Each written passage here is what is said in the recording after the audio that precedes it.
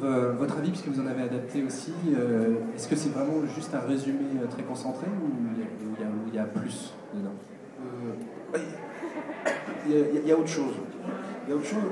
J'ai aussi travaillé, comment dire, avant d'être vraiment écrivain à plein temps, j'ai travaillé dans le cinéma, donc j'ai aussi une expérience de tournage, de scénario. C'est mon enfance des portes ouvertes, je veux dire, c'est des images, là où nous, il nous faut 3 pages, un dessinateur en 2 cas, c'est réglé, mais vice-versa. Là où nous, en 2 lignes, je rappelle toujours, longtemps je me suis couché de bonne heure, j'ai dessiné ça. Là, les mots reprennent des poils de la bête. Non, comment dire, la difficulté, c'est pas le respect derrière, forcément on va enlever des choses. Ou alors on fait un album des 600 plats, si on veut vraiment coller au texte.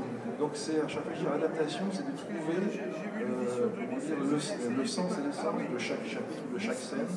Je prends un exemple rapide. Dans le livre, Alfred et Joséphine sont au restaurant. Alfred va annoncer à Joséphine qu'il la quitte, au contraire. Une scène de rupture. C'est pas une scène de restaurant.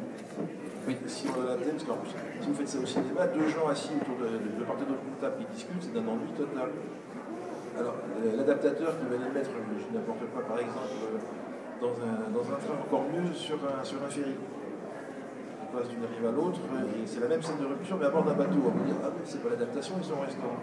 Oui, mais même dessiner des restaurants, c'est pas forcément génial. Alors là, qu'est-ce que vous transposez une scène de rupture, en plus sur un ferry, c'est un passage d'une rive à l'autre, c'est un transbordement, c'est un changement. Moi je dis, vous respectez l'auteur. D'écrire une scène de ferry dans un bouquin, c'est beaucoup plus compliqué qu'un restaurant. Bah non, c'est pas une obligation. Donc, moi quand j'ai fait le Mark Bem, c'était de voir qu'est-ce qu'on garde pas, comme on ne peut pas tout garder, quels sont les plus intéressants. Et ça, c'est une fois qu'on a, je dirais, sorti la trame. Je pensais pour le montrer, donc le trouille de Mark Twain, c'est tout simple, c'est l'histoire de Joe, qui a un jour rencontré une blonde et il est persuadé que c'est la mort et il passe sa vie à la fuir.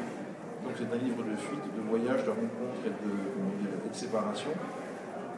On ne prend pas toutes celles du livre, on prend les plus importantes. Mais des fois c'est une prise de tête assez caractéristique.